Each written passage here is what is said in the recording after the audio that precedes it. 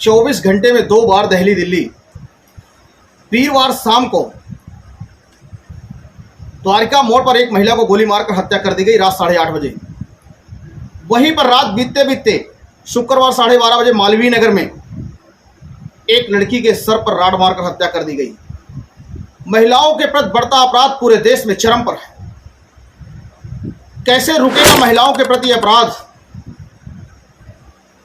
कब रुकेगी महिलाओं के प्रति इतनी घिनौनी हरकतें? इसका जिम्मेदार कौन? देखिए आज मेरे साथ।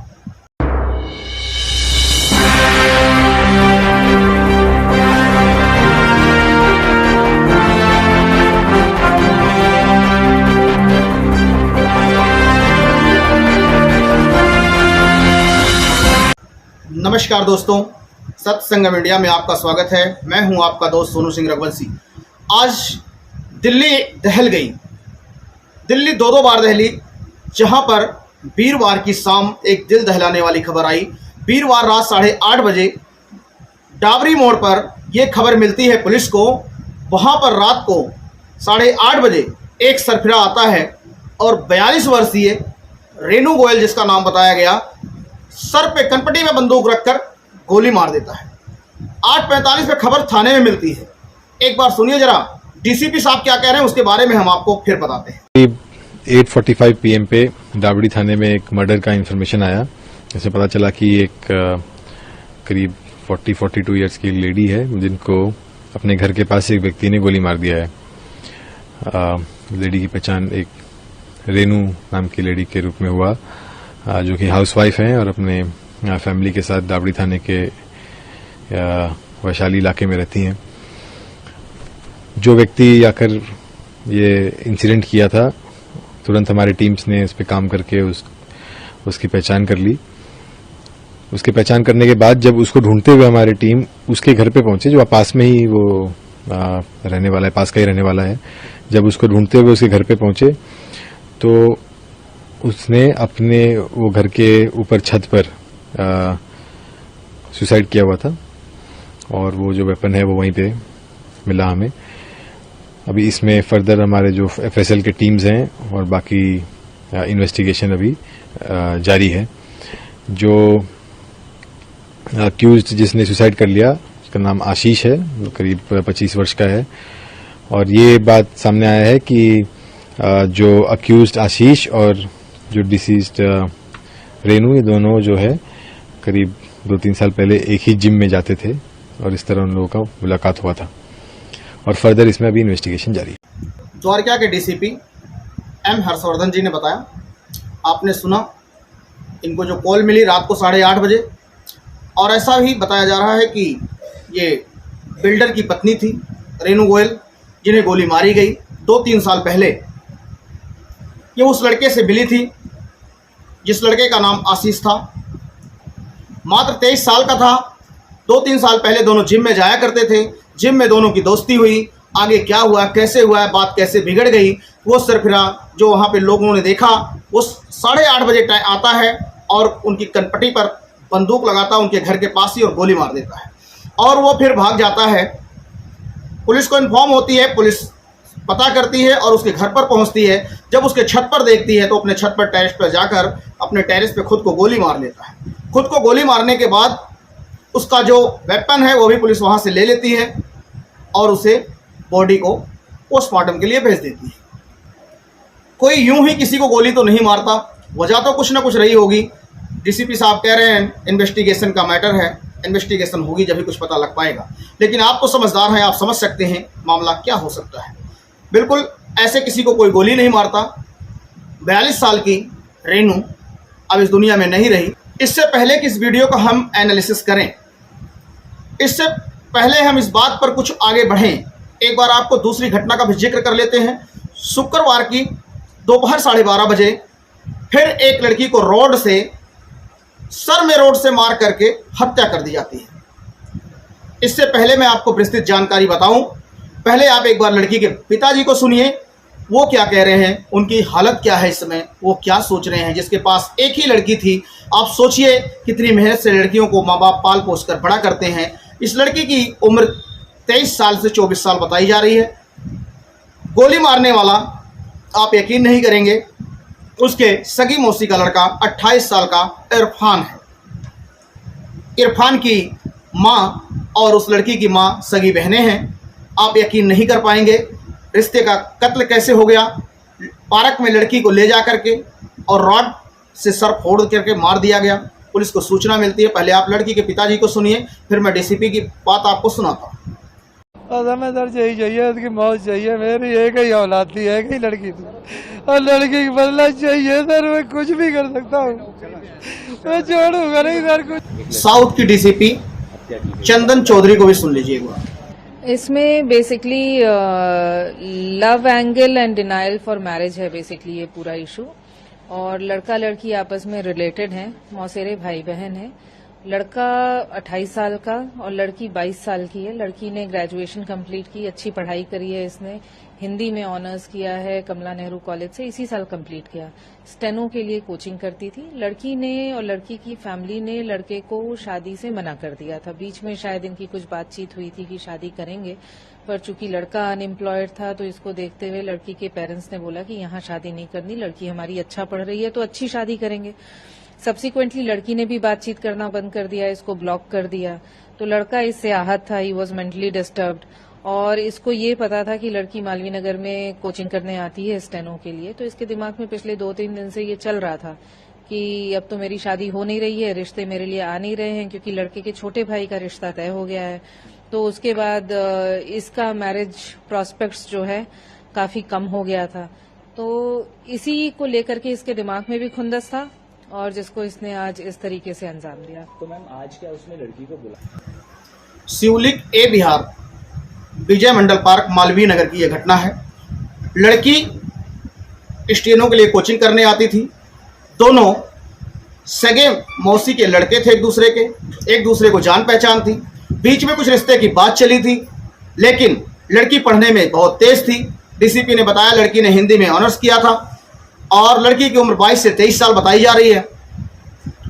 लड़का फूड एम्प्लॉय का काम करता था और लड़की ने शादी से मना कर दिया। फिर क्या था, फिर लड़के ने प्लान बनाया। लड़के के छोटे भाई की शादी तय हो गई। लड़के को लगा अब तो मैं ऐसा ही कमारा रह जाऊंगा, और लड़के ने फिर प्लान बनाया इसको सबक सिखाने का। और यही हुआ। लड़का जानता था वो कहाँ कोचिंग के लिए जाती है। लड़का वहां पहुंच गया और लड़की जब बाहर निकली तो लड़के ने पार्क में कहा मुझे तुमसे कुछ बात करनी है, और बात करने के बहाने लड़का पार्क में लेके जाता है।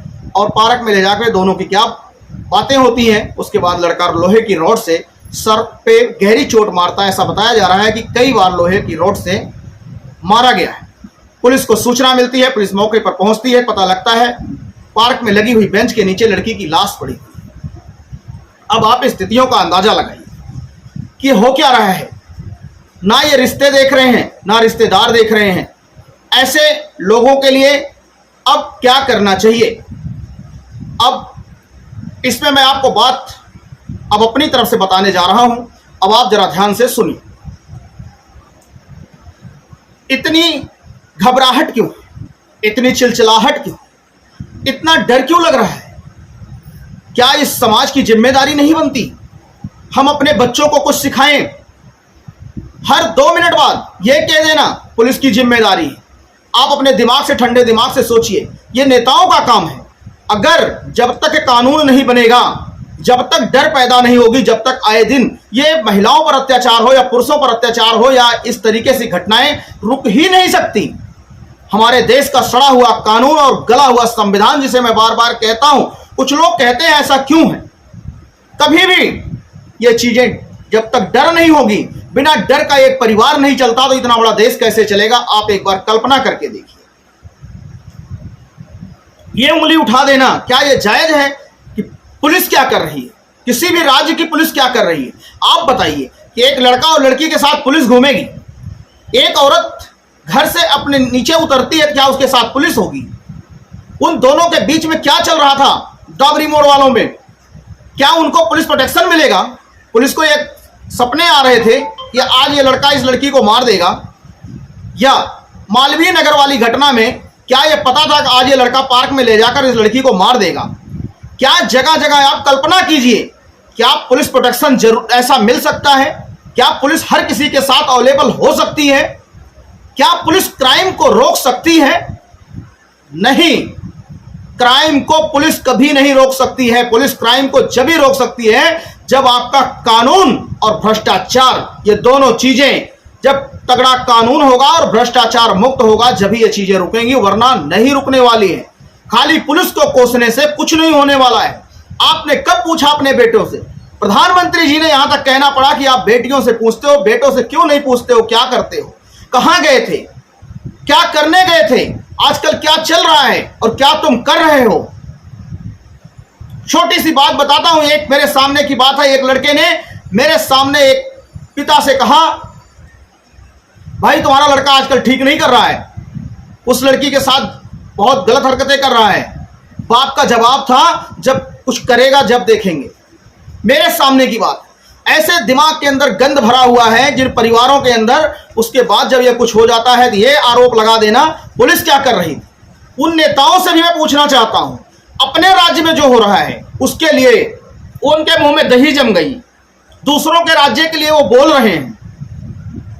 अपने राज्यों में कोई ऐसा भारत का राज्य नहीं बचा जहां पर ऐसे अत्याचार नहीं हो रहे हैं। जरूरी नहीं अपराध महिलाओं के ऊपर हो, कहीं पर वीडियो आ रही है दिल को दहला देने वाली, 4-4 लड़के नंगा करके मार रहे हैं, कभी इस धर्म वाले को, कभी मजहब वाले को, कभी जाति वाले को। क्यों? ये इसलिए कि हमारा सड़ा हुआ कानून, जो गला हुआ कानून है, और इसकी वजह से डर नाम की चीज नहीं रह गई। पूरे आजाद भारत के अंदर अगर योगी आदित्यनाथ ने एक कानून का डर लाया, एक डर नाम की चीज पैदा की, अगर कोई ऐसा करता है तो उसके घर को बुलडोजर से गिरा देंगे। उत्तर प्रदेश में चर्चा होने लगी, बेटे को समझाया जाने लगा कि बेटा अगर तुमने कोई गलती ऐसी मत करना, वरना हमारी जो जमा पूंजी है, जो हमारे पुरखों की देन है, वो हमारा मकान गिर जाएगा, इसलिए अपने बेटे को समझाओ। उत्तर प्रदेश में ये घटनाएं कुछ हद तक कम हुई हैं। जिस तरीके से उत्तर प्रदेश में लगातार इतना बड़ा सूबा है, लेकिन उत्तर प्रदेश में ऐसी घटनाएं नहीं, ये घटनाएं बाहर हो रही हैं। इसलिए ये जो कुछ नेता हैं और कुछ नेता के जो समर्थक हैं, ये कभी पुलिस पर आरोप लगाते हैं, कभी किसी पर आरोप लगाते हैं, कभी पार्टी पर आरोप लगाते हैं, लेकिन ये अपने अंदर झांक के नहीं देखते जहां जहां इनकी सरकारें हैं वो क्या कर रहे हैं। आरोप लगाने से यह अपराध नहीं रुकने वाला है। कान खोलकर सुन लो, कभी नहीं रुकेगा अपराध। अगर एक दूसरे को आरोप लगाने से अपराध रुक जाए तो कभी नहीं रुकेगा। यह आपकी गलतफहमी है। इन नेताओं ने देश का बेड़ा गर्क कर रखा है।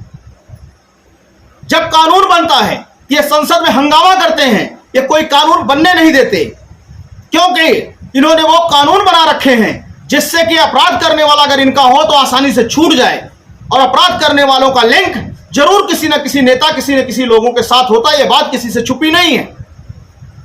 दिल दहल जाता है जब ऐसी खबरें आती हैं। आप सोचिए, आप कल्पना कीजिए, यह कह देना दिल्ली पुलिस कुछ नहीं कर रही है, यह कह देना यूपी पुलिस कुछ नहीं कर रही है, यह कह देना पंजाब पुलिस कुछ नहीं कर रही, कर्नाटक पुलिस कुछ नहीं कर रही। आजकल देश मणिपुर पर सुलग रहा है।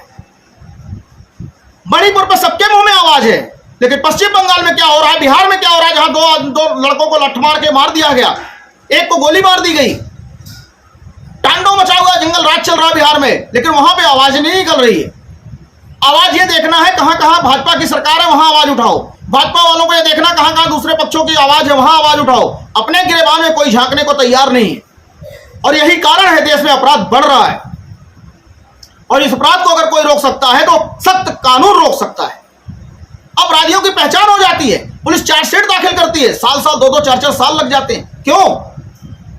जब अपराधी ने अपना जुर्म कबूल कर लिया, इन अपराधियों को उसी समय 10 दिन या 15 दिन या महीने के अंदर, 2 महीने के अंदर क्यों नहीं इनको फांसी पर टांग दिया जाता? अगर ये आज श्रद्धा के हत्यारे जिसने 35 टुकड़े किए, याद धीरे धीरे कितने दिन हो गए, अगर ऐसा हो गया होता तो शायद दिल्ली में दूसरा कांड नहीं हुआ होता, साक्षी मर्डर नहीं हुआ था, 35 चाकुओं से गोदने की हिम्मत नहीं होती। अगर साक्षी मलिक जो हत्यारा पकड़ा गया, अगर आज उसको शाहिद को अगर फांसी की सजा अब तक हो गई होती तो शायद ये इरफान पैदा नहीं होता, या शायद ये आशीष पैदा नहीं होता। लेकिन ये पैदा कौन कर रहा है? मैं पुलिस वालों को क्लीन चिट नहीं दे रहा हूं। पुलिस वाले तो कानून का फायदा उठाना जानते हैं। कोई शरीफ आदमी अगर थाने में चला जाए तो उसकी कुछ सुनवाई नहीं होती है, सोर्स वालों की थाने में सुनवाई होती है।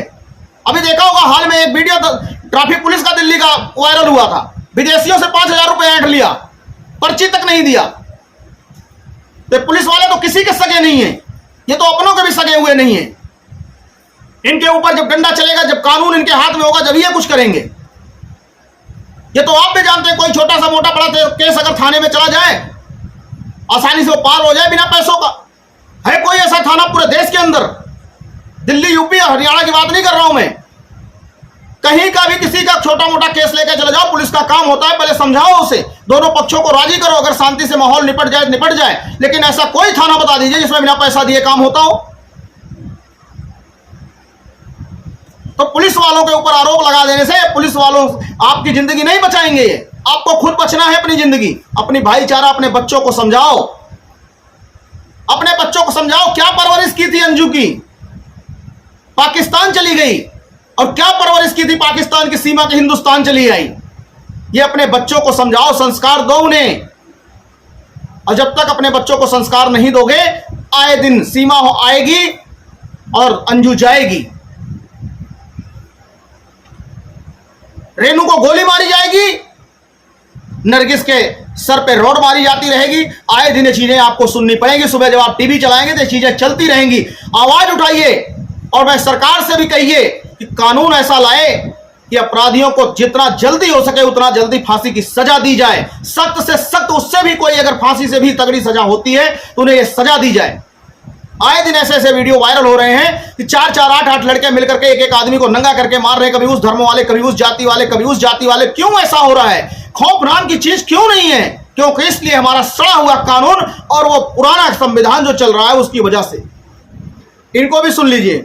ये है दिल्ली महिला आयोग की अध्यक्ष स्वाति मालीवाल। ये राजनीति में केजरीवाल को भी फेल करती हैं। इनका जो काम है वो काम तो इनसे नहीं होता, लेकिन इनका आरोप लगाना इनका मकसद है। ये 2 मिनट में दिल्ली पुलिस में बात आएगी, तुरंत आरोप लगा देंगे। लेकिन इनकी और जगह, खासकर इनकी आवाज वहां खुलती है जहां भाजपा की सरकार है। जहां भाजपा की सरकार होगी वहां इनकी आवाज निकलती, बाकी इनकी आवाज नहीं निकलती। महिला आयोग का काम है कि महिला के ऊपर कहीं भी अत्याचार हो, आपको हर जगह आवाज उठानी चाहिए, लेकिन ऐसा नहीं। ये मैडम इतना 4 कदम आगे, कभी अपने पिताजी के ऊपर ही आरोप लगा देती हैं। कहती मेरे पिताजी ने ही मेरे ऊपर गलत नजर डाली और मैं बेड के नीचे छुप जाती थी। कभी कुछ बोलती, कभी कुछ, कभी रात को 12 बजे निकल जाती हैं मजनुओं की पता करने के लिए। और बाद में इन लोगों को जो है मीडिया कवरेज चाहिए। कैसे मीडिया कवरेज मिलेगी? मीडिया कवरेज के लिए किसी भी हद तक जाने के लिए तैयार है। जब तक ये कानून नहीं बदले जाएंगे, ऐसी हरकतें दुबई में क्यों नहीं होती? आज अमेरिका को देख लो, खुला लाइसेंस देकर के आए दिन वहां तांडव मचा हुआ है। तो जब कानून आपका घटिया होगा तो आप अपराध को नहीं रोक सकते। साथियों, बताइएगा अपना कमेंट करके आपकी क्या राय है। चैनल को सब्सक्राइब कर दीजिएगा, लाइक कर दीजिएगा। आपका बहुत बहुत धन्यवाद। जय हिंद।